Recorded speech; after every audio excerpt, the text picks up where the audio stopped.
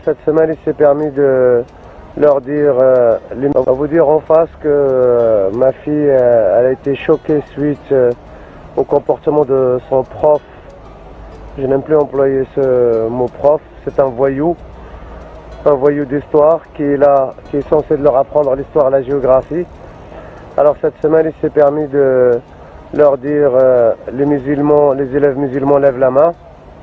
Ils ont levé la main et il leur a dit voilà, vous sortez.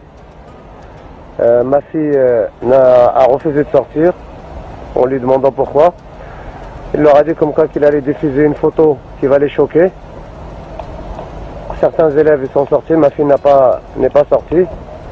Effectivement, il a montré un homme tout nu en leur disant que c'est le prophète. Il a dit que c'était le prophète des musulmans.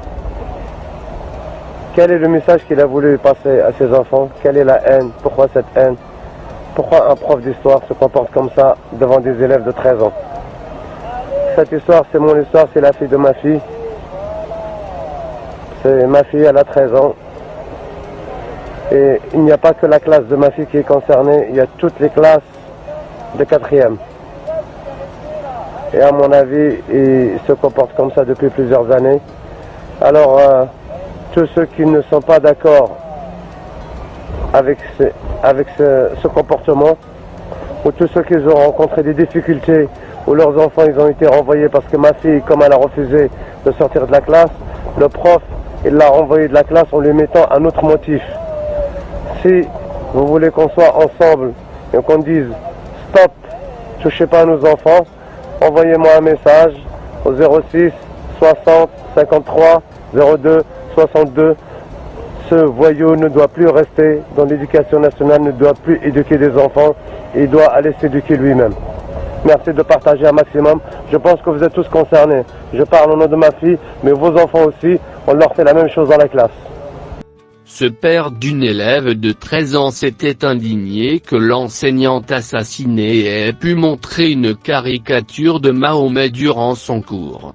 Il avait fait part de sa colère dans une vidéo partagée sur Internet.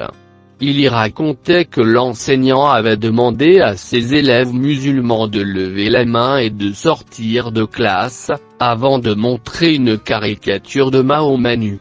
Ma fille a été choquée suite au comportement de son prof. Je n'ose même plus employer ce mot prof.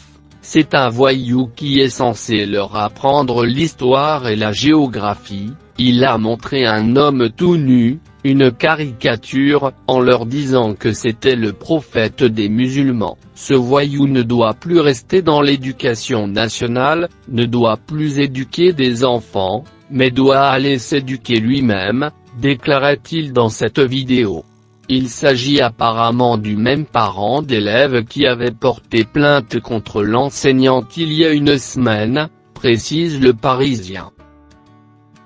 Les réactions qui ont eu lieu à ce moment-là étaient les réactions appropriées avec les éléments dont je dispose aujourd'hui. D'abord, je veux rendre hommage à la principale de ce collège, qui a fait tout ce que l'on doit faire lorsqu'arrive ce genre de choses.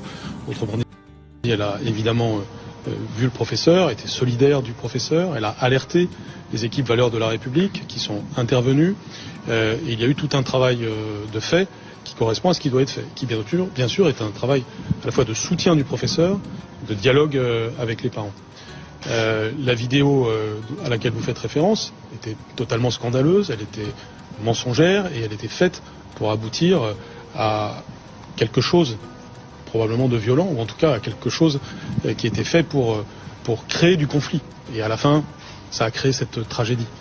Bien entendu, le reste relève d'éléments maintenant judiciaires qui ne m'appartient pas de dire, et encore moins de développer. Ce sera le travail des autorités de justice.